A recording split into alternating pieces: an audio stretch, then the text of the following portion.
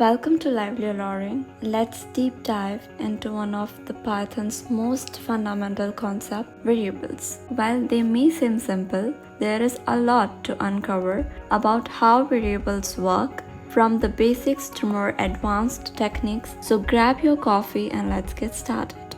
Let's start with the basics. What is a variable in Python?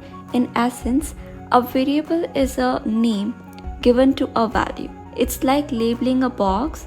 You put something in the box and you attach a label to it so you know what's inside. In this example, name is a variable holding the string Alice and age holds the number 25. The beauty of Python is that you don't have to declare a variable's type. You simply assign a value and Python takes care of the rest. One powerful feature of Python is that variables are dynamic.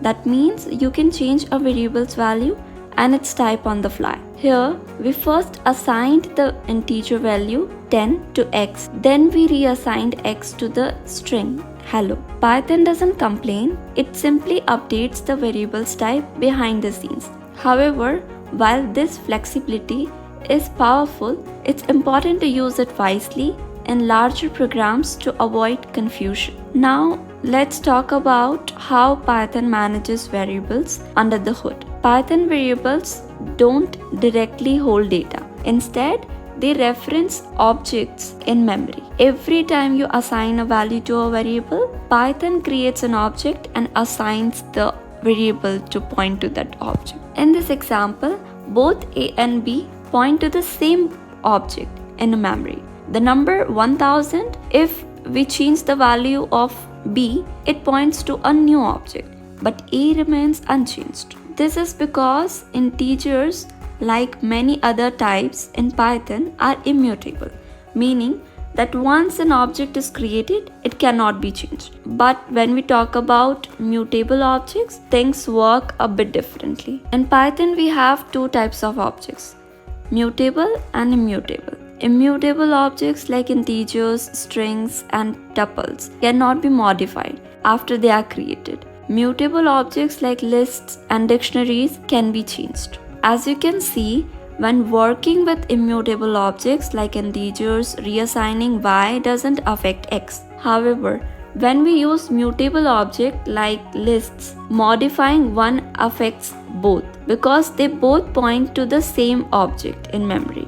Next, let's talk about scope. Defines where a variable can be accessed within a program. Python has two primary types of scope, local and global. In this example, there are two variables named x. The x inside the function has local scope. It only exists within the function. Meanwhile, x outside the function has global scope and can be accessed anywhere in the program, except within the functions where a local variable of the same name exists. Now let's look at some advanced techniques. One powerful but rarely needed feature in Python is dynamic variable creation. Creating variables on the fly during runtime using functions like globals or locals. Here we are creating three variables, var_0, var_1 and var_2. Each with values corresponding to their names. While powerful,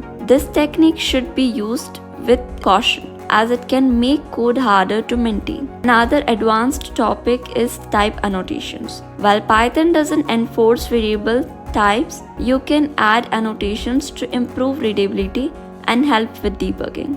These annotations help other developers understand what types are expected without forcing the program to stick to them.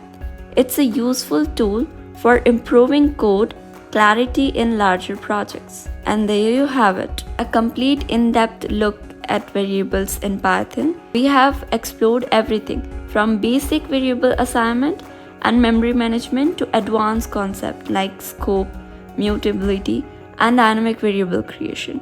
Whether you are just starting out or deepening your understanding, this knowledge is essential for writing clean, efficient Python code. So that's all about today.